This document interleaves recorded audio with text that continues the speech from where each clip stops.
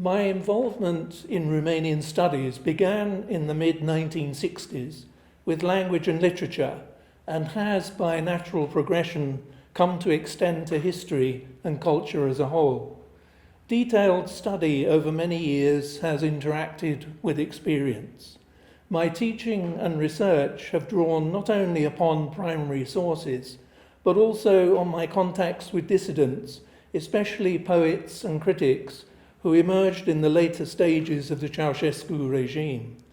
Not surprisingly, I became persona non grata to the regime in late 1988.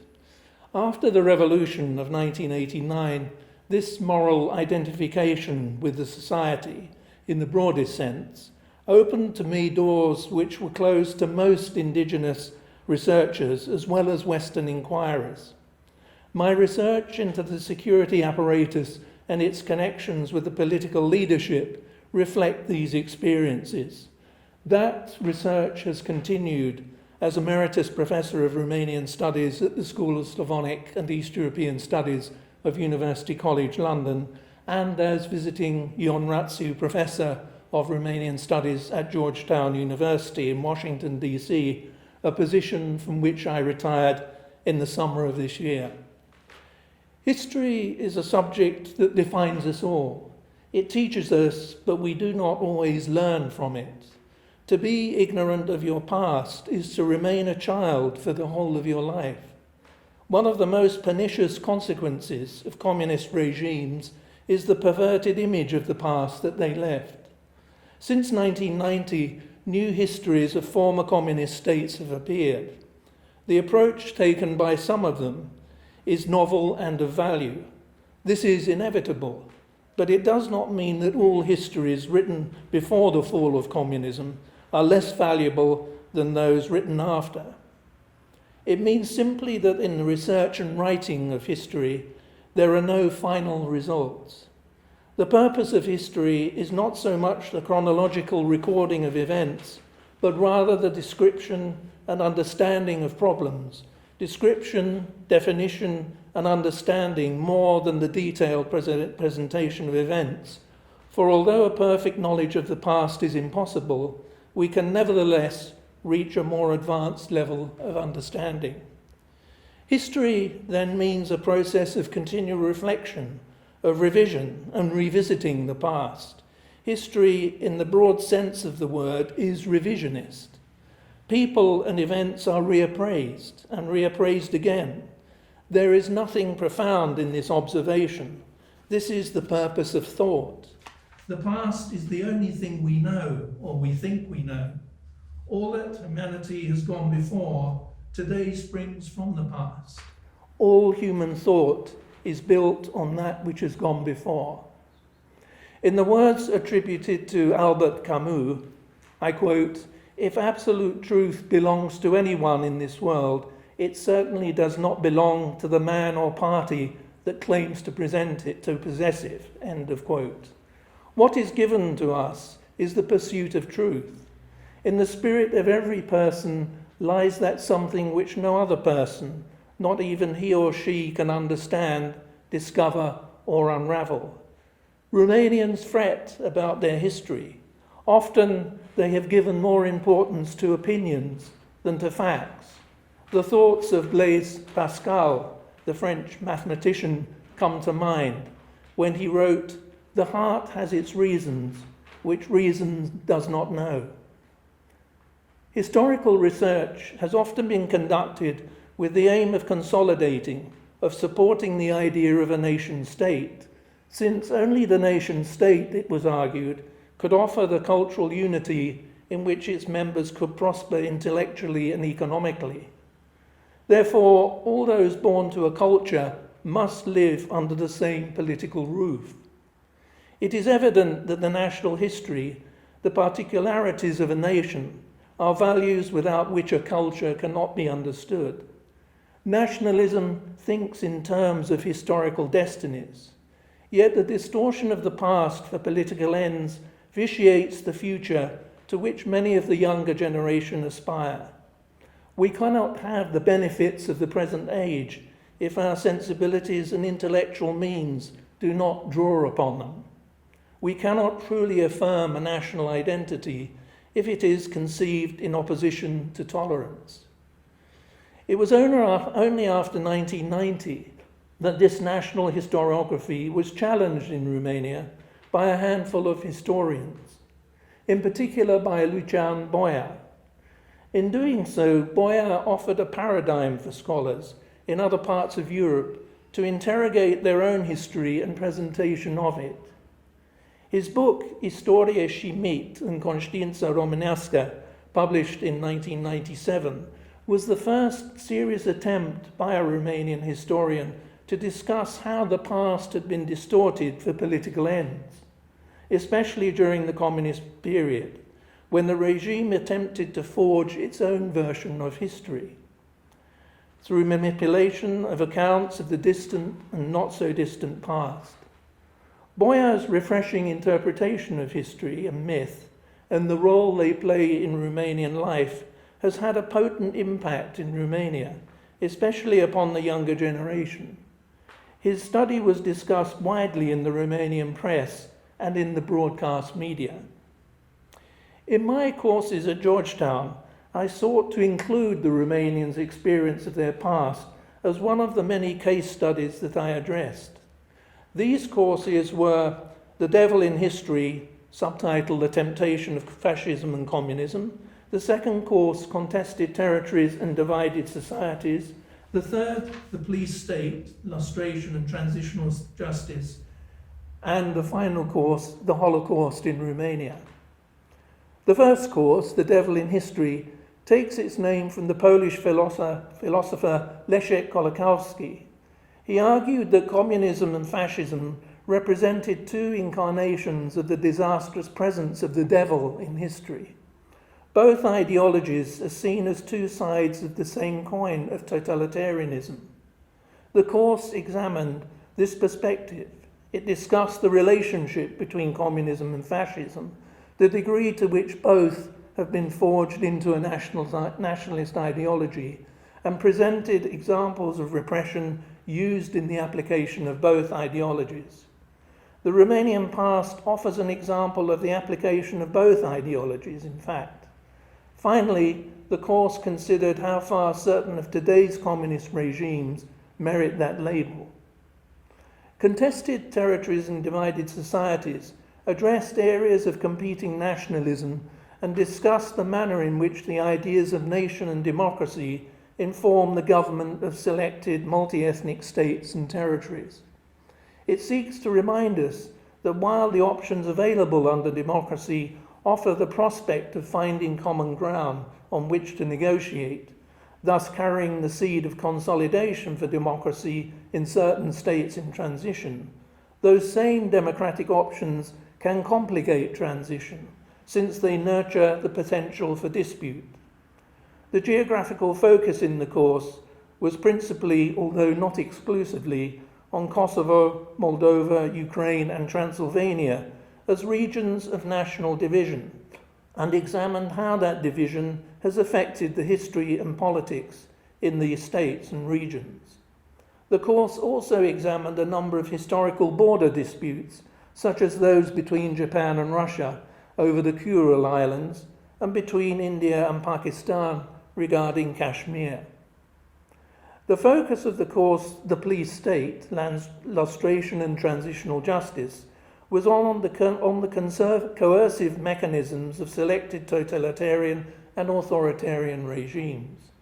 It tackled the question of to what extent and how democratic governments deal with the crimes and abuses of authoritarian predecessors, and to what degree certain states regard a reckoning with the past as an essential component of the sustainability of democracy. The course was divided into three parts.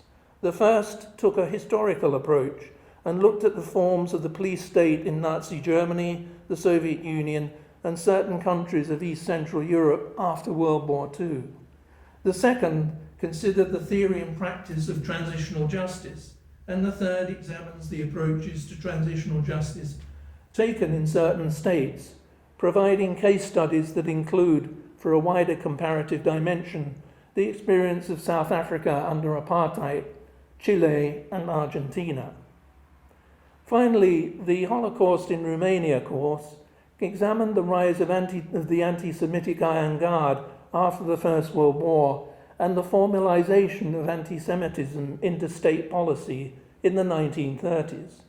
It discussed the drift of Romania into the orbit of Nazi Germany after 1936 and the intensification of anti-Semitic measures with the accession to power in September 1940 of Ion Antonescu in tandem with the Iron Guard. Antonescu's preparation for Romania's part in Hitler's invasion of the Soviet Union involved the deportation of Jews from the country's eastern areas, culminating in the Iași pogrom of June 1941. This and the subsequent mass deportations of Jews from Bessarabia and Bukovina to Transnistria were examined in the course. Conditions in the camps and ghettos were also described using official Romanian documents and survivors' accounts. What of the saliency of the past then in Romania? It is illustrated by the celebration in December 2018 of 100 years since the proclamation of the Union of Transylvania with Romania. Nothing is guaranteed to charge Romanian and Hungarian emotions more violently than the subject of Transylvania, since the province is regarded by both Romanian and Hungarians as an integral part of their ancestral homeland. For many Romanians, the 1st of December 1918 marked the day when, to use the words of the Irish poet Seamus Heaney, I quote, "hope and history rhyme." That rhyming on the 1st of December 1918 was an echo of President Woodrow Wilson's address to the Congress of the United States on the 8th of January 1918, in which he proposed 14 points as a blueprint for world peace that was to be used for negotiations after World War I. Wilson, in his 10th point, proclaimed that, I quote, "the peoples of Austria-Hungary, whose place among the nations we wish to see safeguarded and assured, should be accorded the freest opportunity of autonomous development." This has generally been interpreted by historians as a call for self-determination. Wilson's 14th point, meanwhile, called for the establishment of a world organization that would provide a system of collective security for all nations. This latter point was incorporated into the Treaty of Versailles. The world organization would later be known as the League of Nations. Wilson's implicit union of Transylvania with Romania was greeted with much enthusiasm by Romanians in the province, as recounted by Nicolae Mărgineanu, then a high school student in Blaise. As Mărgineanu, who later became an instructor in psychology at Cluj University in 1926, was the first Romanian holder of a Rockefeller Foundation fellowship in 1932, recalled in his memoirs. And here I quote from Mărgineanu's memoirs. Woodrow Wilson's 14 points were common knowledge. His conditions for durable peace included the right to self-determination of all subjugated peoples. A few weeks later, the Hungarian language stopped being taught, and one evening all of us students gathered in the cathedral square and burned our Hungarian language textbooks, linking hands and dancing around the bonfire. I will never forget the song we sang, Haisada Manakumana, so let us join hands, whoever is of Romanian heart. On the 1st of December 1918, the Grand National Assembly gathered in Alba Iulia and decided that Transylvania would join the motherland. That the union of Transylvania with Romania should have evoked such emotion is hardly surprising. The true identity of Romanians in the province had been frequently denied, and attempts had been made to give them a new one in order to disguise their origin. After more than a century of such manipulation, it was only natural that the Romanians in Transylvania, along with their brothers and sisters across the Carpathians, would assert their instinctive identity. In that assertion, the justice of the Romanians' right to exercise self-determination, to correct what they considered to be the injustice of the suppression of their identity, was self-evident. But the righting of that wrong ran the risk of creating new injustices against the minorities of the newly enlarged state created by the Paris peace settlement. In post-First World War Europe, the nation-state of the dominant majority supplanted the empire of the dominant minority. But in the redrawing of national frontiers, new minorities were created, and with them the seeds of new territorial disputes sown. This potential for upheaval was recognized by the great powers, who made their guarantee of new national frontiers conditional upon the protection of minorities. Woodrow Wilson made this clear in a speech of the 31st of May 1919 at the preliminary peace conference in Paris. And here I quote again from Woodrow Wilson. "We cannot afford to guarantee territorial settlements which we do not believe to be right, and we cannot agree to leave elements of disturbance unremoved which we believe will disturb the peace of the world.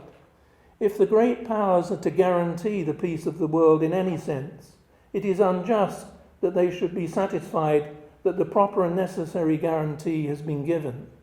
Nothing, I venture to say, is more likely to disturb the peace of the world than the treatment which might in certain circumstances be meted out to minorities."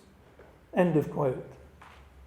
To protect racial, linguistic and religious minorities, treaties were signed with Czechoslovakia, Poland, Romania, Yugoslavia and Greece, guaranteeing certain rights of education and worship and participation in the state bureaucracy. Almost identical provisions were introduced into the peace treaties with Austria, Bulgaria, Hungary and Turkey. However, no means of enforcing the treaties was established, and so by the early 1930s they were effectively meaningless. The new minorities of the post-1919 period, in turn, were incensed with the peace settlement, which deprived them of their former privileged status as part of a minority group. The Hungarians in Romania, Yugoslavia and Czechoslovakia, as well as the Germans in Czechoslovakia and Poland, belonged to this category. Portraying themselves as the victims of Versailles, they campaigned against the peace settlement and vigorously defended their ethnic identity in the face of what they saw as forced integration. By placing loyalty to their ethnic group above loyalty to the state, they invited discrimination. When this inevitably occurred, they appealed to their mother states for assistance. In the cases of the German and Hungarian minorities, such assistance was readily given, since both Germany and Hungary considered themselves to have been grossly maltreated at Versailles and were bent on revision of the peace settlement.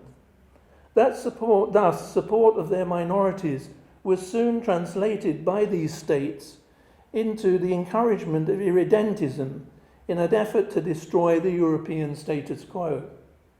Unsurprisingly, the host states of these minorities suspected them of being fifth columns in the service of a hostile power and regarded it as no accident that the largest number of petitions to the League on alleged minority abuses were presented by the Germans in Upper Silesia, followed by the Hungarians in Transylvania. Wilson discovered during negotiations in Paris that his ideal of freedom of the national group was impossible to translate into an international agreement. The doctrine of self-determination, expressive of national freedom, Wilson soon discovered to be an untrustworthy guide, incapable of universal application. Conflicting aspirations meant, for example, that the principle of self-determination, if applied in the Sudetenline, would contradict the premise of self-determination upon which the new state of Czechoslovakia had been based. In addressing this conundrum, Wilson invoked the application of the principle of justice. He said, I quote, "It must be a justice that seeks no favourites and knows no standards but the equal rights of the several peoples concerned. No special or separate interest of any single nation or any group of nations can be made the basis of any part of the settlement which is not consistent with the common interest of all." End of quote. Yet, as proved in Paris, governments felt that justice to their own people required a protection of national security that often could not be achieved that often could be achieved only at the expense of another. The union of Transylvania with Romania was confirmed by the Treaty of Trianon on the 4th of June 1920 as part of the Paris peace settlement. The award to Romania, the centenary of which was celebrated in Romania this summer, was based on the fact that 11 of Transylvania's 15 counties had a clear Romanian majority, totaling some 2.8 million persons. Thus, a 1,000-year Hungarian link with Transylvania was severed, leaving the province with a substantial Hungarian minority of some 1.6 million people. Nicolae Mărgineanu, cited above, was one subject of my research whilst I was at Georgetown. He was born in the village of Blaise in central Transylvania on the 22nd of June 1905. I edited his autobiographical memoir in English, published as the title was Witnessing Romania's Century of Turmoil, Memoirs of a Political Prisoner, Nicolae Mărgineanu, published by the University of Rochester Press in New York. It is a unique and invaluable addition to the literature in English on the experience of political prisoners, not only in communist Romania, but in authoritarian states in general. It graphically uses the author's incarceration between 1948 and 1964 to underline the arbitrary use of authority in communist Romania and his courage in maintaining his moral integrity and dignity in the face of iniquity. But its appeal goes beyond his post-World War II suffering, for it offers a wistful and sensitive account of episodes from the author's youth in Transylvania in the period 1916 to 1918. In the new cultural climate fostered by the Romanian state in Transylvania after World War I, Mărgineanu was able to develop his talents. He studied philosophy and psychology at the King Ferdinand University in Cluj and was appointed instructor in 1926. 3 years later, he gained a doctorate from his alma mater. There followed a string of postdoctoral bursaries abroad at Leipzig, Berlin, Hamburg in 1929, in Paris in 1930, and in London in 1935. He was the first Romanian holder of a Rockefeller Foundation Fellowship and conducted research in the United States at Duke, Yale, Columbia, and Chicago in the years 1932 to 1943. In the meantime, he was promoted to the chair of psychology at Cluj University. Amongst his publications in Romanian during these years were The Psychology of Exercise, Contemporary German Psychology, Contemporary French Psychology, Analysis of Psychological Factors, and The Psychology of the Person. It was precisely Mărgineanu's university studies in Western Europe and the United States that marked him out to the communist authorities as a potential, I underline the word potential, opponent of the communist regime in Romania after the Second World War. With the imposition of communist rule in 1945, Romania was forced to turn its back on the West and faced eastwards. In cultural terms, this meant that the Romanians' debt to the West could no longer be acknowledged, nor their links maintained, while conversely, the Romanians' association with Russia in the past were fraudulently amplified to provide a justification for the new ideological imprint to be given by the Soviet Union. Like many colleagues with a similar career, Mărgineanu found himself the target of the Western Allies' former partner, the Soviet Union, and its surrogate, the Romanian Communist Party. Contact with the West became a cardinal sin in which such figures could be charged, tried, and removed. Mărgineanu's experience is emblematic of the fate of most of the intellectuals trained in the West during the 1930s, who were arrested and tried on the grounds of high treason against the communist state, even though credible evidence of such a charge was lacking. Mărgineanu became vice president of the Romanian American Association, set up after the coup of the 23rd of August, in which the young King Michael arrested the pro-Nazi dictator Marshal Ion Antonescu.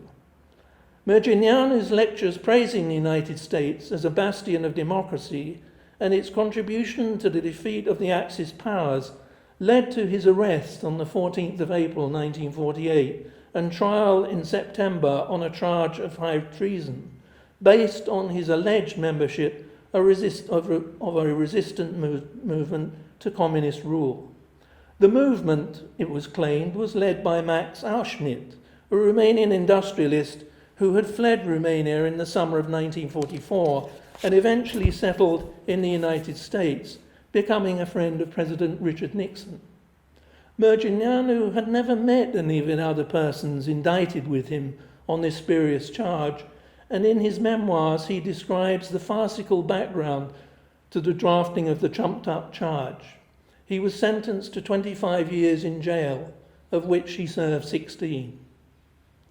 A second son of Transylvania, to whom I dedicated much of my research activity at Georgetown, is Iuliu Maniu, whose relations with the British are the subject of a 600-page collection of documents drawn largely from the British archives and edited by two Romanian colleagues of me and published in March of this year in Romania by the Romanian Academy. The two Romanian colleagues are George Ciprianu and Otilo Varga of the University of Cluj and of the Institute of History in Cluj, respectively.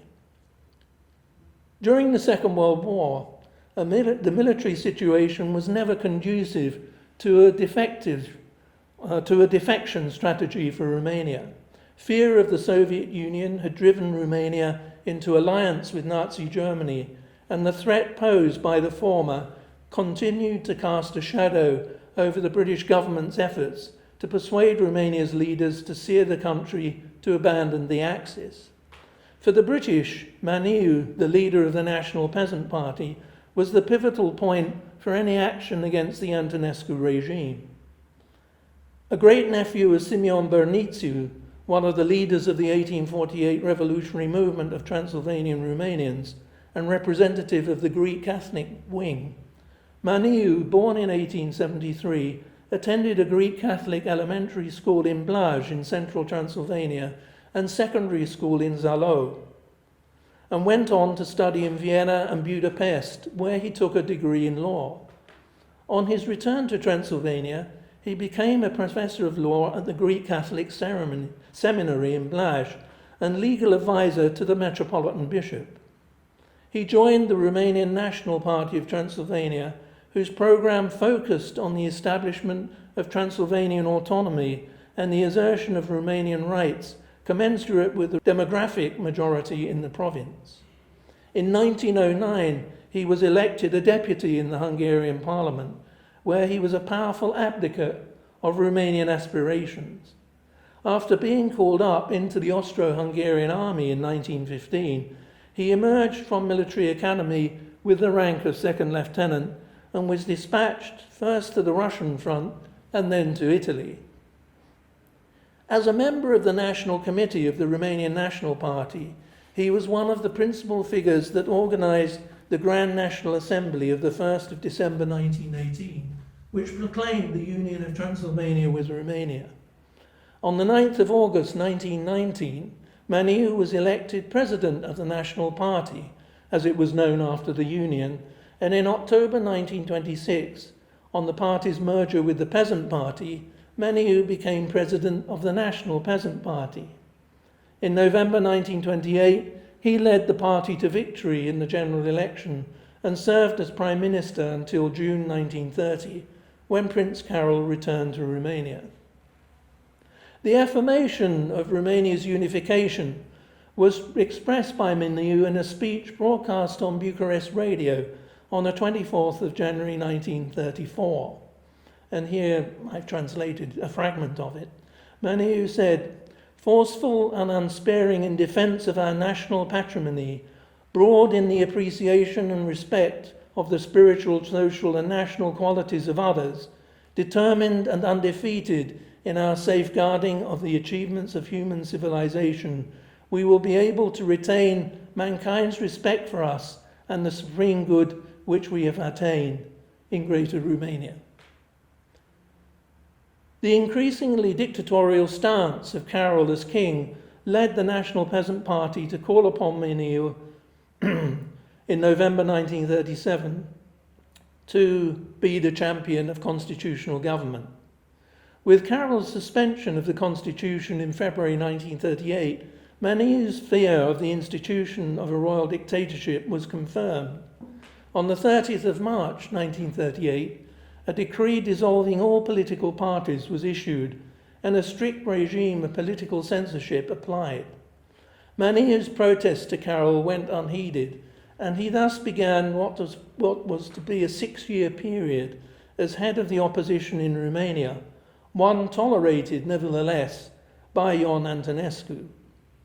At this point, we should make it clear that we cannot talk about resistance in Romania either to the Antonescu regime or to his German allies in the same terms as in the case of France or Yugoslavia.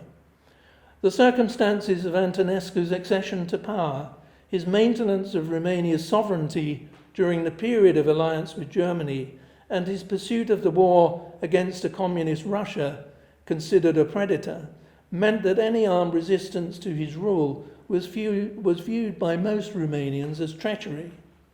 It followed from retention of sovereignty that a Romanian resistance movement must engage in resistance not against an occupying power, but in insurrectionary action against its own national government, in conditions of hostility to such a movement itself. The resistance offered was small in scale. There were no organised resistance operations of the kind conducted by the Maquis in France or by Mihailovic and Tito in Yugoslavia. Those partisan groups that took to the mountains of Romania in the summer of 1944 took action not against German troops, but against the Red Army, which they saw not as their liberator from fascism, but rather as an instrument of Soviet communism. This is not to dishonour those few Romanians whose anti-Axis convictions led them to undertake clandestine activities in favour of Allied, particularly British, military intelligence, nor the handful of Romanian communists who carried out isolated attacks on the Romanian rail network designed to hinder the Axis war effort against the Russians. But there was no public opposition within Romania to Antonescu's rule, only spasmodic letters of protest from individual Romanians. Resistance in the Romanian context meant political opposition, and that opposition was led by Maniu. It was manifested at two levels. First, the delivery of military intelligence to the British, and second, attempts to remind Antonescu of the cost of his alliance with Nazi Germany. In the furtherance of these aims, wireless transmitters were placed with Maniu and his associates in the National Peasant Party during the period 1940 to 1944 by British and pro-Western Romanians and Turkish agents. I ought to stress here that the information that Maniu and his associates gave was directed against the German forces based in Romania and their preparations for moving into Russia, not against Romanian troops. Maniu retained a pre-war image of Britain, coloured by a belief in Britain's imperial might and an assumption that Churchill would contest at every step Soviet ambitions in Eastern Europe. The British did little to disabuse him of this view. When Antonescu was summoned to Germany after the German occupation of Hungary on the 19th of March 1944, Mihai Antonescu, Ion's deputy, sent a message to the British via Istanbul asking what Allied help Romania could count on. General Wilson, the Commander-in-Chief of the Middle East, responded by urging the Marshal not to visit Hitler and to order his troops to cease resistance to the Red Army. Antonescu could count on air support, General Wilson wrote. On the 20th of March, Wilson had a message from Maniu inquiring what assistance the Allies could give in the event of a coup. Wilson said that Romania's future was linked to her determination to overthrow the Antonescu regime and that powerful air attacks would be directed against targets indicated by Maniu. But the sentence here, "no land assistance can be given from this theatre," was removed by the British Foreign Office from Wilson's draft, thereby laying the seeds of misunderstanding between Maniu and the Western Allies. Maniu did not enjoy enthusiastic favour in parts of the British Foreign Office. His attempts to reconcile his pro-Allied sympathies with his contempt for totalitarian rule and mistrust of the Soviet Union gave the British the impression of vacillation and indecision. Maniu's refusal to participate in the government appointed by King Michael after the coup of the 23rd of August 1944 proved in retrospect to be a major tactical error, for the National Peasant Party was easily relegated to the sidelines. The communist regime was able to persist in the perverted image of the past that it left after the arrest and imprisonment of both Maniu in the autumn of 1947 and of Ion Nicolae, his deputy. The collapse of communism has allowed a restoration to history of those figures who, like Maniu, have been the victims of misrepresentation of the past.